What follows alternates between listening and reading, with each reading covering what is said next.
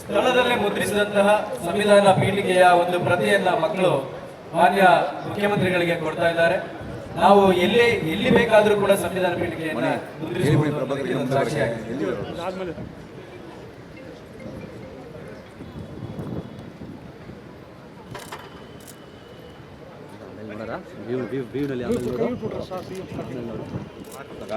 ಭಾರತದ ಸಂವಿಧಾನ ಪ್ರಸ್ತಾವನೆ ಭಾರತದ ಜನಗಳಾದ ನಾವು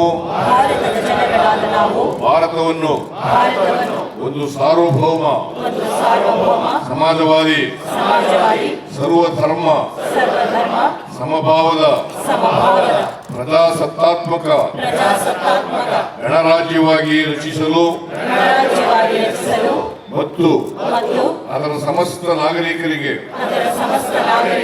ಸಾಮಾಜಿಕ ಆರ್ಥಿಕ ಮತ್ತು ರಾಜಕೀಯ ನ್ಯಾಯ ವಿಚಾರ ಅಭಿವ್ಯಕ್ತಿ ವಿಶ್ವಾಸ ಧರ್ಮಶ್ರದ್ಧೆ ಮತ್ತು ಉಪಾಸನಾ ಸ್ವಾತಂತ್ರ್ಯ ಸ್ಥಾನಮಾನ ಹಾಗೂ ಅವಕಾಶ ಸಮಾನತೆ ದೊರೆಯುವಂತೆ ಮಾಡಲು ಮತ್ತು ವ್ಯಕ್ತಿ ಗೌರವವನ್ನು ರಾಷ್ಟ್ರದ ಏಕತೆಯನ್ನು ಹಾಗೂ ಅಖಂಡತೆಯನ್ನು ಸುನಿಶ್ಚಿತಗೊಳಿಸಿ ಅವರಲ್ಲಿ ಭ್ರಾತೃಭಾವನೆಯನ್ನು ವೃದ್ಧಿಗೊಳಿಸಲು ಶ್ರದ್ಧಾಪೂರ್ವಕ ಸಂಕಲ್ಪ ಮಾಡಿದವರಾಗಿ ನಮ್ಮ ಸಂವಿಧಾನ ಸಭೆಯಲ್ಲಿ 1949ನೇ ಇಸವಿ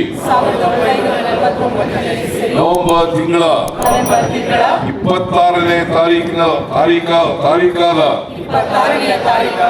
ಈ ದಿವಸ ಈ ಮೂಲಕ ಈ ಸಂವಿಧಾನವನ್ನು ಅಂಗೀಕರಿಸಿ ಅಧಿನಿಯಮಿಸಿ ಅರ್ಪಿಸಿಕೊಂಡಿದ್ದೇವೆ.